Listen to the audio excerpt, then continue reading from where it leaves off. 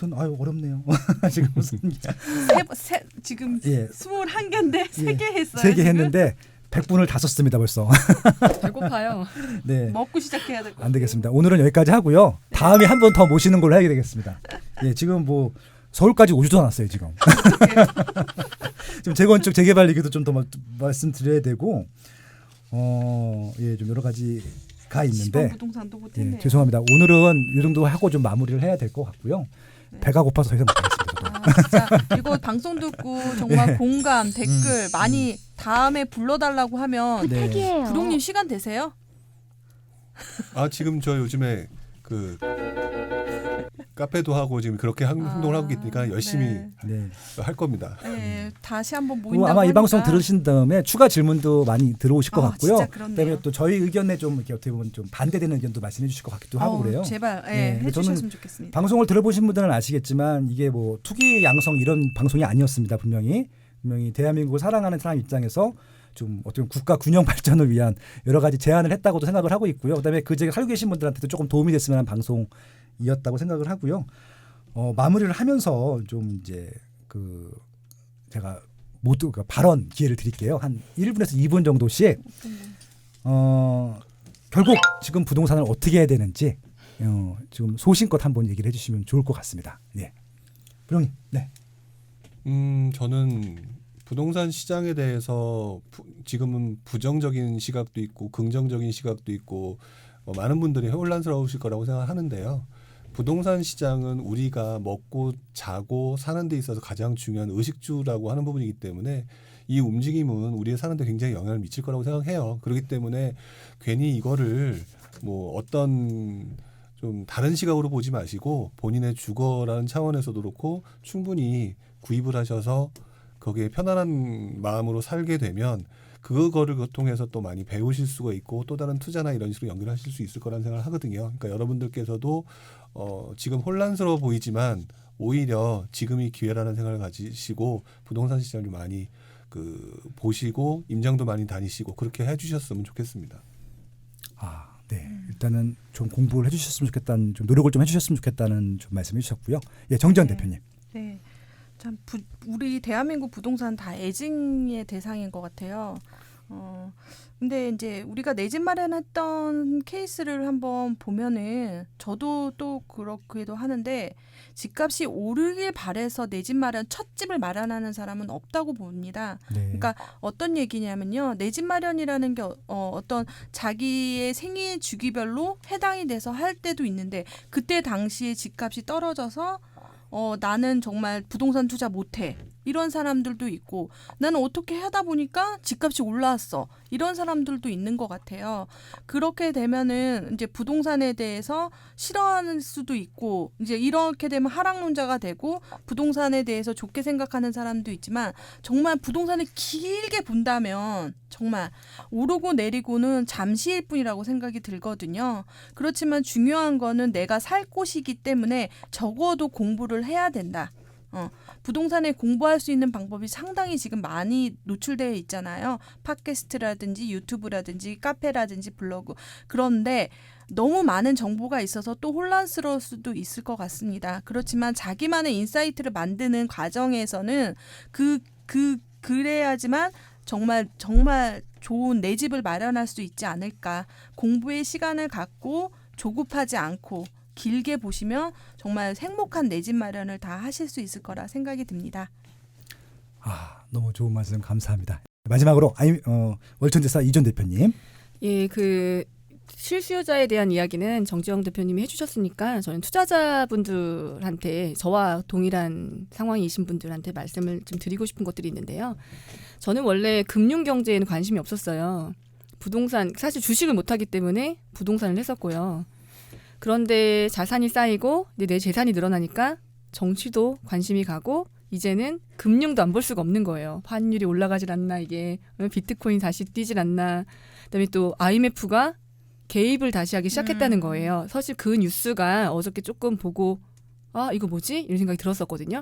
이제는 이런 뉴스에도 관심을 가질 수밖에 없어요. 처음에는 금융에 대해서 무지했기 때문에 무식하게 부동산을 과감하게 뛰어들 수 있었던 게 제가 부동산 자산을 늘릴 수 있었던 원동력이었고요. 근데 반면에 또 자산이 형성하다 보니 이제 금융을 관심을 안 가질 수가 없는 상황이거든요.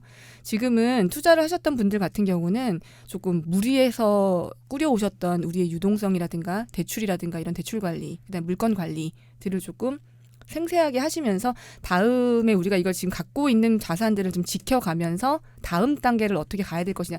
이제 공부가 많이 됐기 때문에요. 물건도 눈에 막 보인단 말이에요. 대출도 우리는 틈새를 알고 있고 다양한 전략들이 있는데 사실은 이제 조금 다음 장에 살아남으려면 저희가 그 관리 유지 진짜 잘해야 되거든요. 요거에 대한 대비들, 그다음에 이제 내년에 그런 유동성이나 리스크가 어떻게 될 것인지, 아니면 지금 제일 많이 물어보시는 게 이거예요. 그 서울에 분양하는 신축 아파트 같은 경우는 강북만 하더라도 9억에서 10억 정도 하죠. 이번에 미아동도 7억, 8억 정도에 나오는데요. 이게 저희가 초기에 분양시장에 참여했을 때 16년도 뭐 이 정도, 그러니까 14, 15는 미분양 났으니까 열애로 치고 16년도, 17년도에는 전세가율이 높았어요. 그러니까 지금 분양 받을 때 분양 받으신 분들이 자기 전세를 쥐고서 분양을 받았거든요. 그 사이에 매가가 상승했고 분양가의 10%를 내고 내 전세금이 있었기 때문에 분양받은 분양 대금이 무리한 분양분은 아니었어요. 7억에 분양받았으면 한 5억에 살고 있었거나 이 정도 4억에 살고 있었거나. 근데 지금은 아시다시피 지금 전세가율이 굉장히 낮아요. 보유하고 있는 자산은 불지 않고 전세금을 그대로 유지하고 있는 상태에서 자산의 상승은 일어나서 매매값은 올라갔거든요. 그러니까 지금 분양을 받아놓고 계약금 10%만 있으면 청약을 할 수 있기 때문에 실수요자들도 뒷생각은 안 하고 일단 분양을 받겠다라고 생각하시는 분이 있어요. 전세 주지 뭐. 근데 나중에 전세값이 낮잖아요. 그럼 나중에 잔금을 못 칠 수도 있어요. 이런 거에 대한 그 유동성 리스크를 좀 생각하셔야 될 것 같고, 특히나 투자를 좀 해보신 분들이 신축을 갖기 위해서 무순위하고 줍줍을 좀 이렇게 하실 때도 계약금만 생각하신단 말이에요. 이런 것들이 조금 안전 대비, 그러니까 좀 이제는 좀 하면서 신축 갖는 건 정말 건장할 일이고 계속 그 신축을 지금 마지막 분양하고 있을 때 조금 소유할 수 있는 것들은 중요하다고 생각하는데요. 좀 그런 리스크에 대한 것도 고민을 하셔야 될 거라 생각해요. 저는 그걸 전세가율에서 보고 있거든요. 좀 조심해야 될 부분이라고 생각합니다. 네. 투자자 입장에서도 굉장히 도움이 되는 말씀해 주셔서 고마워, 제 지연아. 고민이기도 해요.